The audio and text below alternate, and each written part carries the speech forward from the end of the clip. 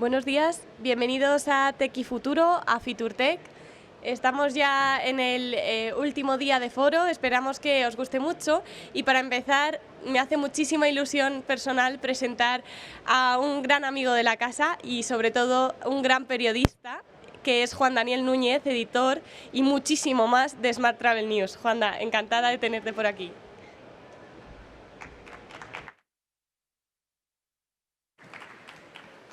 Gracias, Laura. Caray, así da gusto que le presenten a uno. Demasiada expectativa, ¿eh? Luego no es para tanto. Bueno, buenos días y bienvenidos a todos a la última jornada de FiturTech, la jornada de Tech y Futuro. Si habéis llegado hasta aquí, ya sois unos valientes, ya, enhorabuena por ello. Así que espero que os merezca la pena esta última jornada. Yo espero que sí y creo que sí. Vamos a hablar mucho de inteligencia artificial, que evidentemente es un tema en el que estamos todos pendientes y del que seguramente en los últimos días, semanas, de repente todos hemos empezado a tener un contacto real con la inteligencia artificial. Hasta ahora parecía un concepto un poco lejano, pero es verdad que últimamente, a raíz de los chats, GPT, etcétera, parece que todos hemos descubierto que esto hace cosas reales y que está aquí.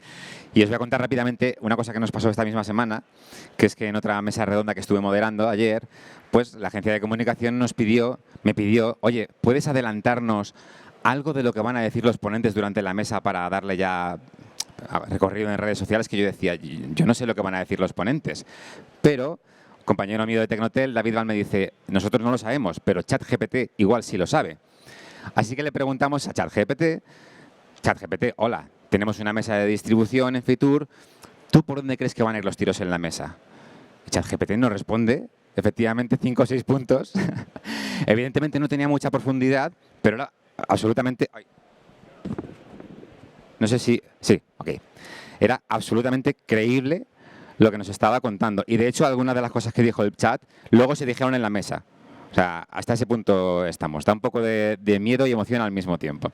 Así que hablaré, es un pequeño ejemplo, pero estoy convencido de que los ponentes de hoy nos contarán muchas más cosas, algunas terroríficas y otras esperanzadoras. Lo primero que va a suceder es la ponencia inaugural, que correrá a cargo de Francisco José Jariego, que ya está por aquí, y que se llama ¿Qué nos depara el mañana? Francisco José, que es físico, escritor e investigador y que además realizará una ponencia inspiradora precisamente sobre la inteligencia artificial. Ahora enseguida os dejo con él. A las 11:40 tenemos ya el primer debate que se llamará Acelerando el turismo con pequeñas grandes ideas, que tendrá a Jaime Cabero, que es el presidente de la aceleradora Mentor Day, que tiene un vertical propio de turismo, que además es un habitual de FiturTech y seguro ya muchos le conoceréis.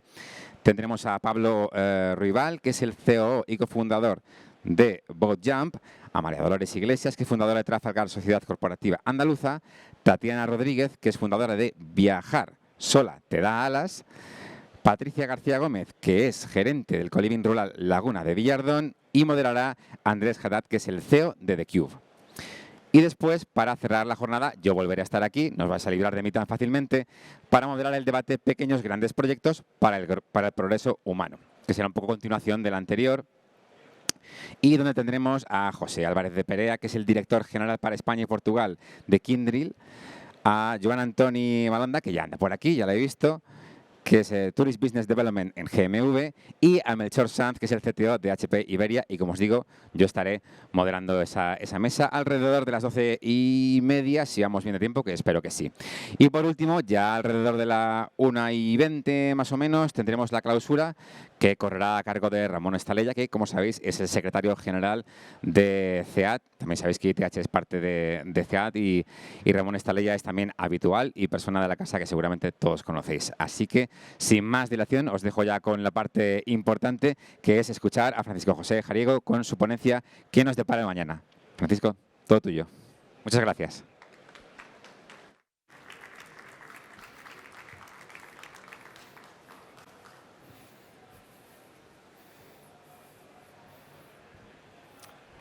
Bueno, hola a todos. La verdad es que un placer estar aquí. Gracias por la invitación. Y mi objetivo es en los próximos, vamos a decir, media hora, compartir con vosotros algunas ideas en torno al futuro del turismo y al futuro en general. La verdad es que ha sido una selección difícil pues por muchos motivos, pero desde luego porque el futuro es algo que nos pilla muy de cerca, digamos, a todos, como turistas, ¿vale? Mi presentación va a intentar llevaros a otros mundos y voy a intentar mirar un poco a largo plazo, ¿vale? No quedarme muy pegado, ¿vale? Con lo cual, posiblemente algunas de las cosas diréis, bueno, pero esto nos queda un poco lejos. Sí, todo queda un poco lejos hasta que llega el momento, ¿no? Y esta primera imagen que tenéis aquí no es de ChatGPT, pero es de Midjourney, que es una de las inteligencias artificiales que este año se han puesto de largo y que todo el mundo está utilizando, porque aparte de hablar y preguntar qué es lo que va a ocurrir, etcétera, etcétera, pues todos nos hemos vuelto en este momento más o menos locos diciendo, vamos a dibujar, ¿no? Entonces, ahí hay otro mundo que seguramente tendrá parecido con muchas cosas que podemos ver en fotografías, etcétera, pero que desde luego no existe como tal.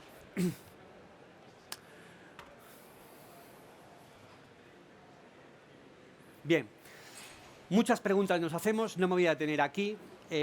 Por supuesto como turistas, por supuesto como sector, industria, ¿vale? Y digamos que de las múltiples preguntas, sostenibilidad, modelos de negocio, etcétera, etcétera, las dos que más me interesan, no voy a poder entrar mucho en ello, son el tema de la experiencia del turista, ¿vale? Y creo que el otro gran tema, que desde luego en alguno de los foros adicionales estáis debatiendo, es el de modelos de negocio, quiénes van a ser los ganadores y los perdedores. Para mirar quién va a ser ganador o perdedor, creedme, hay que mirar, si no a muy, muy largo plazo, a suficiente largo plazo. Yo hay una cosa que digo siempre habitualmente, pues en clases de máster, etcétera, que es cuando The Economist publica algo, hace un special issue de ya vas tarde. Por tanto, efectivamente, para entender a dónde hay que moverse, hay que mirar un poco más allá. Y ese es un poco mi objetivo. Y como introducía Juan Daniel, pues lógicamente, yo que no sé mucho de turismo, dije, pues voy a preguntarle a ChatGPT, cosa que habréis hecho prácticamente todos, veo que habéis hecho todos. Y esto más o menos es lo que me dice, ¿no? Avances en tecnología, cambios en el comportamiento del consumidor, la realidad virtual va a jugar un papel importante, la sostenibilidad es un tema en el que estamos metidos plenamente en este momento, ¿vale? Nuevas formas de transporte y nuevas y exciting opportunities, ¿vale? La verdad es que fue tremendamente correcto. Yo desde que descubrí no ChatGPT, sino alguno de los que ya iban por delante en este momento, pero vamos, ChatGPT en particular, pues en diciembre del año pasado, creo que si no pasa el test de Turing, está muy cerca del test de Turing. Dicho esto, yo he tenido algunas conversaciones tremendamente interesantes con ChatGPT. Lo siguiente que le pregunté, pues bueno, ya entrábamos en ciertas discusiones, pero esto pasaría el test de Turing clarísimamente, ¿no? No obstante, yo no voy a hablar de inteligencia artificial. Creo que de aquí tenéis un recorrido tremendo en el tema del turismo, con todo lo que tiene que ver aplicación de tecnologías que tienen un nivel de madurez suficiente para incorporarse, digamos, a los modelos de negocio actuales, para ofrecer cosas nuevas, inteligencia artificial, datos, desde luego todos los temas de imagen, comunicación, etcétera, etcétera, ¿vale? Me voy a ir o intento irme un poco más lejos. Y para eso quiero mirar con la mirada de la ciencia ficción y con la mirada, digamos, de algo que está muy metido en nosotros. ¿Por qué nos movemos? ¿Por qué queremos ir a otros sitios? Porque buscamos algo diferente, porque buscamos, de alguna manera, sorprendernos, buscamos ese sentido de la maravilla, ¿no? Esto es común a la ficción y esto es común, desde luego, a la forma en la que normalmente hacemos turismo. Turismo, desde luego, se hace por muchos motivos, pero uno de ellos es, pues, encontrar nuevas formas, encontrar algo que nos sorprenda de alguna manera. Ese sentido de la maravilla es fundamental. Eso también es Midjourney. Me decía efectivamente que aquí... Vale, está bien. Y bueno, yo creo que hay dos dimensiones con las que el turismo juega fundamentalmente. No son las únicas, pero hay dos dimensiones fundamentales que son en las que me quiero entretener en esta presentación, ¿vale? La de abajo, el eje de abajo, es la movilidad. Normalmente el turismo lo tenemos asociado a la idea de movernos a otros sitios. ¿Por qué? Porque es la forma, y ha sido tradicionalmente la forma más fácil, de descubrir nuevas cosas. Si estoy en mi casa, metido en mi casa, sea ahora o sea hace 300 años, hace 500 años, poco voy a mirar, ¿vale? Me gusta ir en busca de nuevas cosas. Si soy muy, muy arriesgado, iré más lejos e iré donde nadie ha estado, ¿vale? Esas cosas, esas zonas que en los mapas de tiempos inmemoriales ponían: aquí puede haber dragones, here be dragons, ¿vale? Luego os voy a mostrar algunas cosas en las que here be dragons, hoy. Normalmente el turismo, de todas maneras, está concentrado en una zona un poco más, por lo menos para la inmensa mayoría, más cercana, no tan arriesgada, que sería esa zona de novedad, movilidad, más o menos intermedia, ¿no? Esto es el turismo. Movilidad, novedad. ¿Qué pasa con la movilidad? Pues esta foto, que ya no es Midjourney, yo creo que es de 2018, no sé si 2018 o 2019. Cuando yo la vi, me imagino que muchos habréis visto esta imagen, porque desde luego estuvo en todos los medios de comunicación, pues la verdad es que te hace plantearte algunas cosas, ¿no? Dices, madre mía, ¿no? Si la cumbre más alta de la Tierra, ese sitio al que solo iban esos exploradores arriesgados, ¿vale? Porque ahí no sabíamos si había dragones o si desde luego con gran probabilidad me iba a pegar un trastazo, ¿vale? Resulta que ahora tienes que sacar un ticket para ir hasta la cumbre, ¿vale? Evidentemente algo ha cambiado. Y esto es central en este momento en muchos temas, desde luego en el tema del turismo, ¿no? Estos son imágenes que podemos ver en la muralla de China, en las playas, en un montón de sitios, y mucha gente que vive en esos sitios diciendo, cuidado, sí, vale, el turismo está bien, el turismo nos da de comer, esto ha ocurrido en Tarifa, ha ocurrido en Barcelona, está ocurriendo en muchos sitios en España, ¿vale? Pero no queremos tanta gente, queremos controlar esto de alguna manera, ¿cómo lo hacemos, ¿vale? Esto es un debate en este momento absolutamente central. Supongo que muchos sois conscientes de una cosa que es también tema de absoluto debate, que es progreso, cada vez movilidad, más movilidad, etc. Bueno, ¿cuándo dejamos de progresar en términos de movilidad? Pues típicamente a finales del siglo pasado. El viaje comercial más rápido lo hizo cruzando el Atlántico, ¿vale? John Fitzgerald Kennedy con el aeropuerto en Londres, Heathrow. Un Concorde que 5 años después, 6 años después, fue discontinuado. No hemos superado ese récord, ¿vale? Y en Estados Unidos, que es el paradigma de la movilidad en vehículo, que inventaron un país con autopistas, etcétera, que luego hemos copiado en muchos sitios, donde podías ir a tomarte una hamburguesa sin bajarte del coche, etcétera, etcétera, la movilidad per cápita y la movilidad que hace la gente en automóvil tuvo su máximo en 2008, justo antes de la gran recesión, ¿vale? Por lo tanto, de alguna manera nos podemos contar muchas cosas. Claro, quizá en agregado nos movemos más, pero a nivel individual hemos dejado de movernos más rápido, ¿vale? Tanto en avión como en coche. Y luego, por supuesto, todo esto va asociado pues a un tema del que llevamos hablando como mínimo 50 años, ¿vale? Pero que ha adquirido máxima prioridad en este momento, que es todo el tema de emisiones, cambio climático, el impacto que tiene todo esto, ¿vale? Hasta el punto de que supongo que muchos pues habréis seguido en algún momento determinado a este chaval que seguía, en este caso a Elon Musk, diciendo, que está moviéndose aquí, que está moviéndose acá, mucha gente diciendo ahora, Greta Thunberg, etcétera, oye, ¿qué hacen esos señores de Davos que van en avión todos? ¿Por qué haciendo tantas emisiones? ¿Para discutir de qué? De la sostenibilidad, ¿vale? Esto es un debate en este momento absolutamente central. Hasta el punto de que muchos se preguntan si las futuras generaciones llegarán a cubrir el gap y llegarán a moverse tanto como se ha movido la que por ahora es la generación que más se ha movido, que es la generación X. Y esto yo creo que es algo que los más jóvenes quizá pues, os cueste más visualizar, pero los más mayores sí que sabréis o tendréis la experiencia de haber tenido unos padres que a lo mejor no han salido de España o no salieron de España, ¿vale? En cambio, esa generación X se ha movido por un montón de sitios, etcétera, etcétera, y ahora mismo es la que tiene el máximo de movilidad, ¿vale? Tanto los millennials como la generación Z van por detrás. Es posible que esto sea un tema de ingresos y es posible que con el tiempo eso llegue a cambiar y lleguen a superar o no. Es posible que aquí también estemos viendo un máximo como el número de horas que la gente se mueve en coche en las carreteras de Estados Unidos o como la velocidad de los vuelos en avión, ¿vale?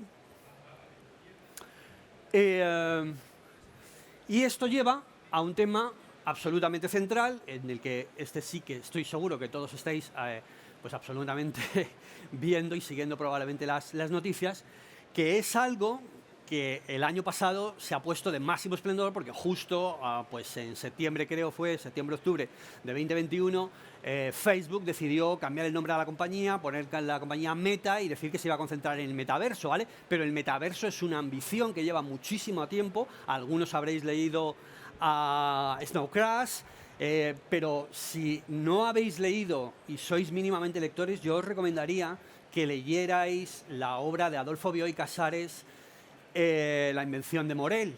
Es una obra de 1942 en la que Bioy Casares plantea un metaverso y lo hace de una manera absolutamente magistral. Es una obra escrita en castellano originalmente, él era argentino, ¿vale? Quiero decir, esto es una ambición o una idea que está detrás de nosotros hace muchísimo tiempo, y lo que ocurre es que ahora se ha mezclado con esta cita que tengo aquí de Marc Andreessen. A Marc Andreessen, alguno lo conoceréis, es uno de los grandes inversores de capital riesgo del Silicon Valley, que está detrás de prácticamente todo lo que está ocurriendo. Sería muy difícil decir algo en lo que Andreessen Horowitz no esté metido. Justo antes de que Facebook hiciera todo este anuncio, etcétera, había una discusión tremenda en los medios, ¿vale? Por típicamente esta afirmación de que el metaverso y el privilegio de la realidad. Es posible, efectivamente, que estemos en una situación en la que solo algunos se van a mover o solo los más ricos se van a mover y el resto se van a quedar pegados a la pantalla de un ordenador, ¿vale? Esto puede ser terrible, sí, puede ser distópico, pero fijaros lo que decía Marc Andreessen, ¿ve? Con absoluto debate, ¿eh? La realidad ha tenido 5.000 años para mejorar y es evidente que la mayoría de la gente todavía carece de ella. No creo que debamos esperar otros 5.000 años, ¿vale? Bueno, este es el debate de la movilidad asociado a la sostenibilidad, etcétera. Y por supuesto, pues yo me pregunto, esto no me lo dijo ChatGPT, curioso, luego yo le pregunté, luego ChatGPT me dijo algunas cosas sobre este tema, pero lógicamente pues es el tema de esta conferencia, de esta charla, ¿vale? Turismo espacial, el viaje al espacio. Y este es otro sueño. Este es otro gran sueño de la humanidad, viajar al espacio. Supongo que muchos conocéis alguna de estas referencias, pero es que Luciano de Samosata, en el siglo II después de Cristo, Juan Maldonado, otro español, en 1532, 100 años antes que Kepler, ¿vale?, que escribió una obra de fantasía que se llama Somnium, ¿vale?, en 1634. Todos ellos se han planteado el viaje a la Luna, ¿vale? Y desde luego cuando la pudimos ver con un telescopio, tenerla más cerca, todo el mundo ha querido proyectarse. Y bueno, pues Julio Verne escribió El viaje de la Tierra a la Luna, etcétera, etcétera, etcétera. Esto es una ambición milenaria, literalmente milenaria, ¿vale? Y esto es una cosa que dice Hal Varian, que es un economista que luego acabó de Chief Financial Officer en Google, que es que una forma sencilla de pronosticar el futuro es mirar lo que hacen los ricos, ¿vale?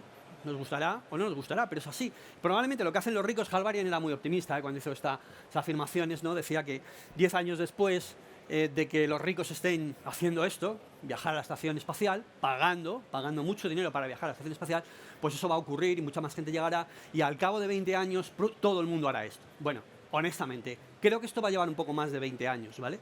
Creo que esto va a llevar un poco más de 20 años y ya os voy a dar algunas cifras, pero eso está ocurriendo. Esto es 2021. Lógicamente, todos estábamos metidos en la pandemia y los ricos decían, bueno, pues me dan una vuelta por el espacio. Supongo que muchos habéis visto imágenes de SpaceX, de los SpaceX despegando, aterrizando, todo este tipo de cosas. Esto está todos los días ahora mismo de plena actualidad, ¿vale? Tanto es así que hay como 6, 7 empresas del ámbito privado ya, esto ya no es solo los gobiernos, ¿vale?, del ámbito privado, compitiendo por crear la tecnología que nos va a permitir salir del planeta, que nos va a permitir hacer realidad ese sueño, ¿vale? Este es el objetivo que está marcado, es evidente, ¿vale? ¿Por qué? Ahora lo veremos, pero esto es una cosa que está ocurriendo. Ahí está Jeff Bezos con su Blue Origin, está Elon Musk, está Virgin con Galactic, están compitiendo. Y lógicamente, aunque están haciendo otras cosas que no son necesariamente turismo, los turistas, los que puedan permitírselo, dirán, ah, pues yo también. Si vais a cualquiera de las webs ahora mismo, en todas hay rápidamente un mensaje del tipo de, oye, ¿estás interesado en viajar al espacio? Ponte en contacto con nosotros, ¿vale? No sé cuánto puede costar, no sé las perspectivas, pero esto está ocurriendo, esto existe, esto es real. Esto ya es más especulativo, pero es un proyecto de un estudio de arquitectura, a Vivo, para crear una ciudad en Marte. Nova City, en Tempe Mensa, es una meseta, ¿vale? La idea es crearla en una de las laderas de esa meseta. Y esto tiene que ver con un tema absolutamente interesante, que es el cómo creamos entornos y ambientes en otros sitios para poder ir nosotros, porque lógicamente la principal limitación que tiene el viaje al espacio, y no solo el viaje en el espacio, como luego lo vamos a ver, ¿vale?, es que nuestra biología no está adaptada para ir a otros sitios. Entonces, este es un tema, por supuesto, el de terraformación, no sé si habéis oído este concepto, ¿vale? Cómo vamos a acabar convirtiendo Marte en la Tierra o cómo podríamos hacerlo con la Luna. Esto es una ambición que no es para dentro de 10 años, ni para dentro de 20, ni para el siglo XXI, ¿vale? Personalmente es mi opinión, no es para el siglo XXI. Pero crear hábitats controlados, obviamente sí, esto se hace aquí en la Tierra, se está haciendo en la Tierra y se va a intentar, o se intentará en su momento, si llega al lugar, hacerlo fuera de la Tierra, ¿vale? Y fijaros, esto es un prediction market, esto en realidad es un agregador de probabilidad, pero es un sitio que cada vez vais a ver más, este y otros, estos metáculos, en el que la gente hace estimaciones de cuándo pueden ocurrir las cosas, ¿vale? Una vez que consigamos linkar el prestigio o jugarte dinero, que es realmente un prediction market, con el tema de predicción, podremos hacer esto realmente incluso más riguroso. Pero fijaros las fechas que se están manejando aquí. ¿Llegará una nave de SpaceX a Marte antes de 2030, ¿vale? El prediction market dice que con un 80% de probabilidad, sí. Es decir, es bastante probable que antes de 2030, ¿vale? Con independencia de lo que diga Elon Musk, que siempre está diciendo, dentro de 2 años estaremos tal. No, olvidaros de Elon Musk. Pero con un 80% de probabilidad esto es posible que ocurra, ¿vale? ¿Cuándo volverá a pasear una persona por la superficie de la Luna? El 29 de agosto de 2028. Estamos muy cerca, ¿vale? De que eso ocurra. ¿Cuándo aterrizarán con éxito las primeras personas en Marte? El 12 de noviembre de 2039. ¿Cuándo nacerá el primer bebé fuera de la Tierra? El 2 de julio de 1965.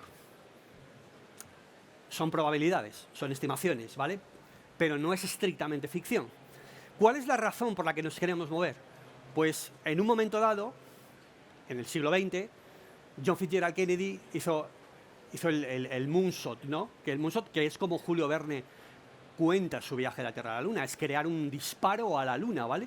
Ese moonshot de John Fitzgerald Kennedy tenía por objetivo demostrar que Estados Unidos iba por delante de Rusia, ¿vale? Y poner a una persona en la Luna en la década del año 60, que se consiguió en el 68, ¿vale? Pero luego eso se estancó. Ahora estas empresas privadas están haciendo un nuevo moonshot, y un moonshot en el concepto en el que lo redefinió Google, proyecto tecnológico de gran riesgo, etcétera, pero que si conseguimos avanzar, que si conseguimos romper una barrera, nos va a permitir hacer un montón de cosas, ¿vale? ¿Y qué cosas son esas? Minerales, en asteroides, en la Luna, en otros sitios, ¿vale? Comunicaciones.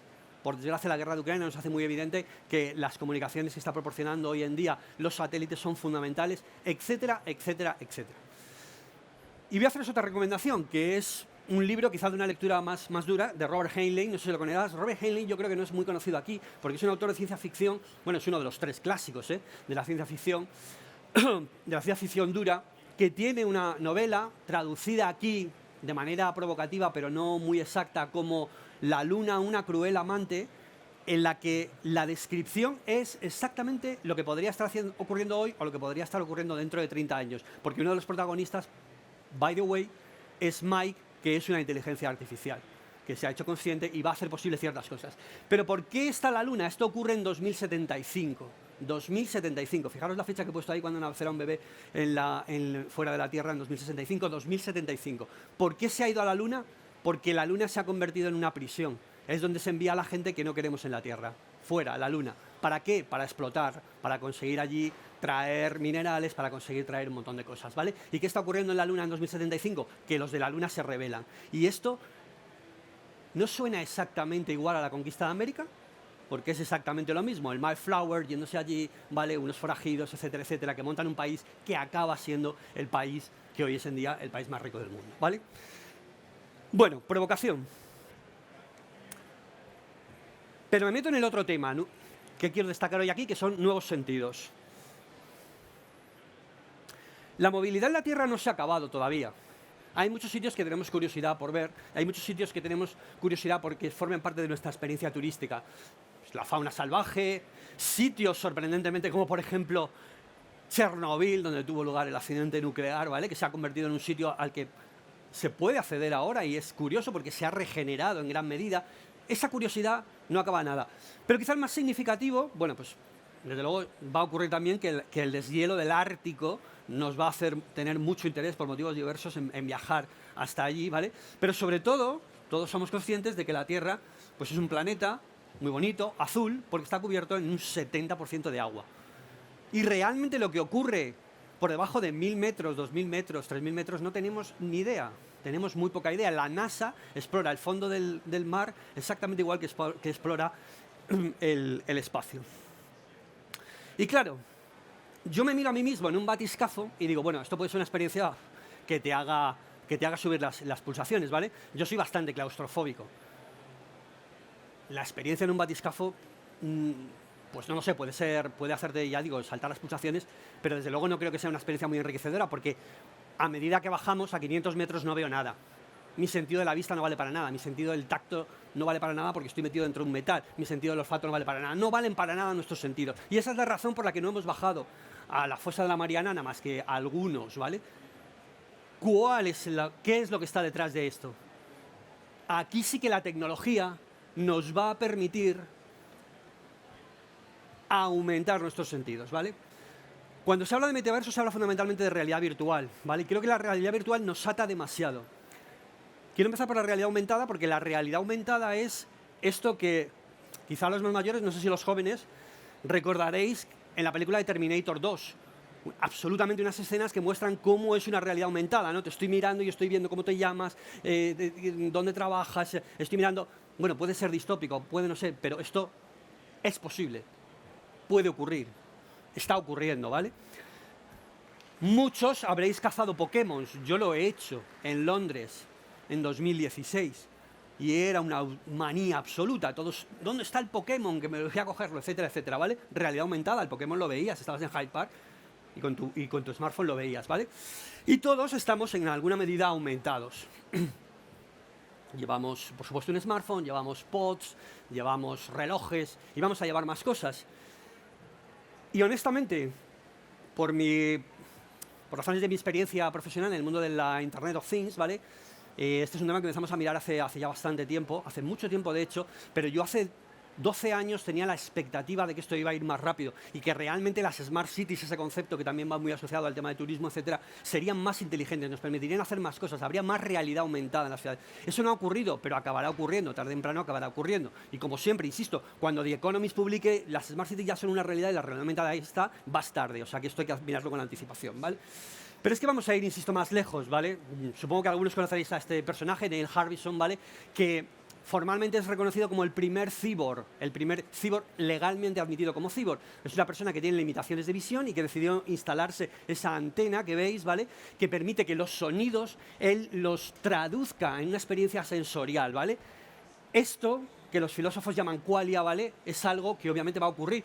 Hay empresas desarrollando chalecos para los ciegos, ¿vale? Para que la experiencia táctil del chaleco se traduzca en nuestro cerebro en una experiencia similar a la que tenemos con la vista. Esto va a ir a más, ¿vale? Fijaros la cantidad de cosas que hay en este momento en un dispositivo electrónico, ¿vale?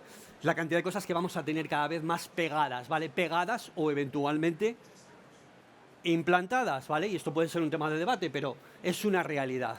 Entonces aquí hay dos dimensiones clarísimas, es un tema que también he estudiado bastante a lo largo del tiempo, que son la dimensión datos, de la que se habla muchísimo, de la que se ha hablado muchísimo, de la que incluso ahora ya estamos saturados, ¿vale? La dimensión datos nos permite ver cosas que hasta ahora no podíamos ver, ¿vale?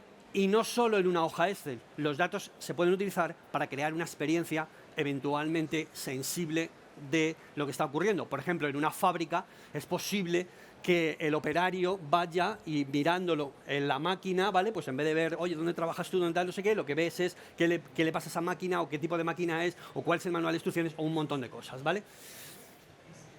Y lo que veis arriba, ahí, en el Here Be Dragons, aquí podría haber dragones, es que desde luego hay quien dice que esa implantación la vamos a acabar teniendo, ¿vale? ¿Y esto es distopía? Pues no lo sé. Sobre el tema de distopía yo he especulado mucho. La distopía es, en general, todo lo que vemos que rompe sistemáticamente lo que estamos haciendo nos parece distópico, pero cuando llegamos a ello, muchas cosas de hoy en día, pues probablemente a uno de nuestros antepasados le parecerían distópicas, ¿vale? Este es un tema sobre el que he escrito bastante y en mi propia ciencia ficción tengo desde luego dos libros, Extrapolación 2029 y otro que se llama Memorias de un Dragón, donde la gente va en gran medida aumentada. Es algo cercano, ¿eh? No es larguísimo plazo. Y pueden ocurrir cosas curiosas con esa aumentación. Bueno, el reto y lo que creo que sí vamos a ver más tarde o más temprano es pasar de esta experiencia absolutamente inmersiva del videojuego, que yo creo que la inmensa mayoría tenemos, Yo desde luego he sido absolutamente fanático de algunos videojuegos, ¿vale? Me hubiera encantado, lo que pasa es que me iba a entretener mucho, de poner alguna de las imágenes, por ejemplo, del Call of Duty, con esas imágenes de Ámsterdam que han estado en discusión también, porque había gente que decía, pero esto es real. Es que estoy metido realmente dentro de Ámsterdam, estoy jugando realmente. Y es simplemente una experiencia de videojuegos, una experiencia fundamentalmente visual, ¿vale? Lo mismo en el Grand Theft Auto, lo mismo en el FIFA, lo mismo en todo este tipo de cosas. Pero el reto es pasar de esto a la telepresencia. Y la telepresencia es lo que creo que quedó clarísimo qué es lo que era en la primera película de Avatar, que supongo que la mayoría habréis visto. La telepresencia es otro concepto que yo pensaba que iba a ir más rápido, ¿vale? De hecho, las salas de telepresencia del Cisco se lanzaron en 2006.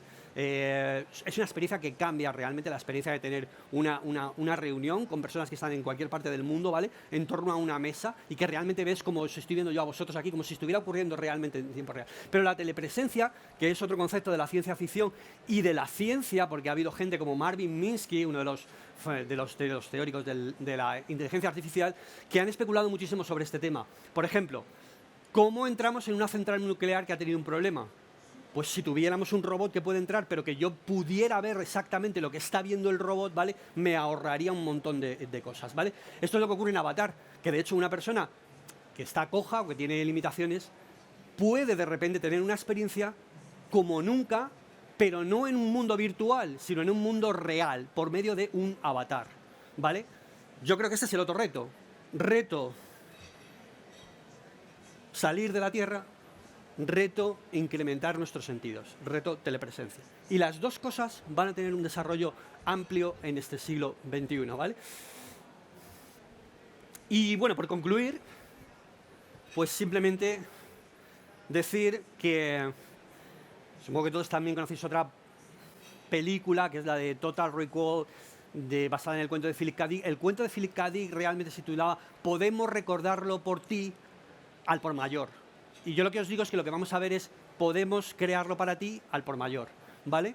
Podemos crearlo para ti al por mayor. Imagina dónde quieres estar, imagina dónde quieres ir, virtual o real, y yo, proveedor de turismo, de servicios de turismo, te voy a dar esa experiencia. Yo, perdona, acabo ya. Mi ilusión sería viajar al pasado. Y esto lo describí en un cuento. Y viajar al pasado todo apunta a que no es posible. Viajar al futuro es más fácil que viajar al pasado. Por lo menos tal como nos lo cuentan en las películas. Entonces, en mi cuento empieza diciendo básicamente, desde que la ciencia pudo confirmar, ¿por qué?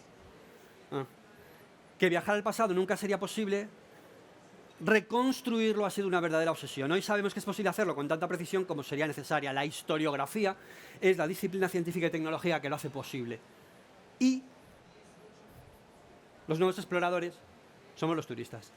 Esto está escrito en un cuento mío, que no he hecho para esta presentación, ¿vale? Que os animo a leer, porque ¿qué hace ese cuento? Pues ese cuento es una pareja, ella es historiadora, es historiográfica, ¿vale? Y le convence a su novio para ir a justo el momento en el que las naves de Colón llegan a América, pero ella decide hacerse una indígena y entonces está viendo la llegada de los extraterrestres, porque imaginaros ese momento que estamos esperando ahora.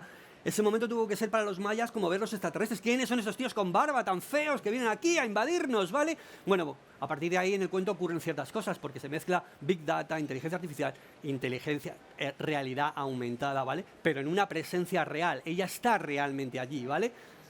Y en el cuento ocurren cosas, os animo a leerlo. Y con esto, el cuento se llama Historias Columbia, de hecho de momento está libre, de libre distribución, podéis encontrarlo.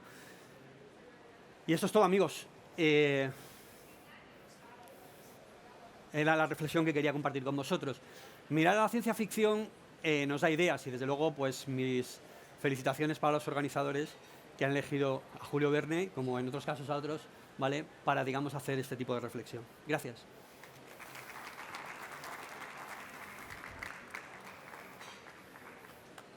Muchas gracias, Francisco, un placer. Y bueno, ya sabemos qué nos espera el mañana. Vamos a ver ahora mismo cómo esa parte de innovación la trasladamos al turismo con pequeñas, grandes ideas.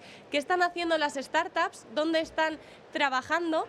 ¿Y qué nos van a ofrecer en este futuro más próximo? Nos acompañan en un panel varias empresas. Yo os introduzco a Andrés, que va a ser nuestro moderador, es Andrés Haddad, CEO de The Cube. Y con él pues ya vienen el resto de interlocutores que os presentaremos a continuación. Muchísimas gracias y continuamos con la innovación en futuro.